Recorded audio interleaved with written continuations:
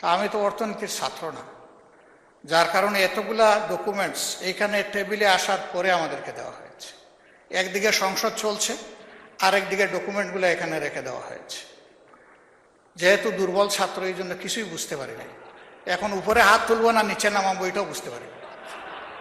এখন যদি সংসদ সদস্য হিসাবে কিছু না বুঝেই হা বলি, এইটা হবে অপরাধ। যদি না বুঝে নাও বলি, এইটাও হবে অপরাধ। এই জন্য আমরা চুপ থেকেছি। মাননীয় স্পিকার, আমাদের অবস্থান এখন তাই। আমি জানি না এখানে বিজ্ঞ সরকারি দলের সম্মানিত সদস্যবৃন্দ যারা আছেন, তারা হয়তো সবাই অর্থনীতির ছাত্র এবং খুবই স্মার্ট, খুবই ট্যালেন্টেড স্টুডেন্ট ছিলেন, যার কারণে কাগজ দেখা মাত্র ভিতরে কি আছে তারা হয়তো এটা বুঝে ফেলেছেন। আমরা বুঝতে পারি নাই মাননীয় স্পিকার, এটা আমাদের অক্ষমতা। এখন আমরা কি করব, আমাদেরকে একটু পরামর্শ দেন।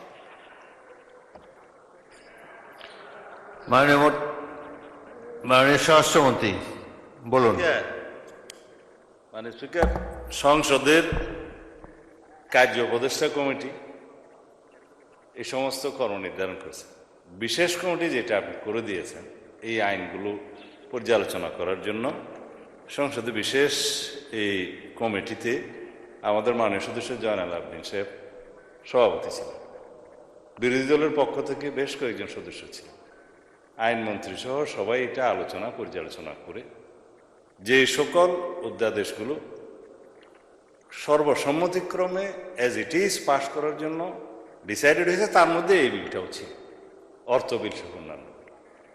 তো আর কিছু বিল নোট অফ ডিসেন্ট ছিল, আলোচনার দাবি রেখেছিলেন বিরোধী দলীয় সদস্যগণ। সেটি ইতিমধ্যে আপনি 2 মিনিটের জায়গায় 10 মিনিট 15 মিনিট যেভাবে আপনি উপযুক্ত মনে করেছেন আলোচনার জন্য দিয়েছেন। তো এখন যদি এই পর্যায়ে বিল পাশ হয়ে যাওয়ার পরে যদি বলে আমি কিছু বুঝিলাম না, এটা মানে স্বীকার করে যদি আপত্তি দিতেই হতো উত্থাপনের পর, তারপরে সেকেন্ড রিডিংয়ে বিবেচনার সময়। তো সেই জন্য আমি ধন্যবাদ জানাই মাননীয় বিরোধী দলীয় নেতাকে, মাননীয় সকল বিরোধী দলীয় সংসদ সদস্যদের, যে আপনারা যথেষ্ট সহযোগিতা করেছেন। হাও বুঝে দিয়েছেন, নাও বুঝে দিয়েছেন।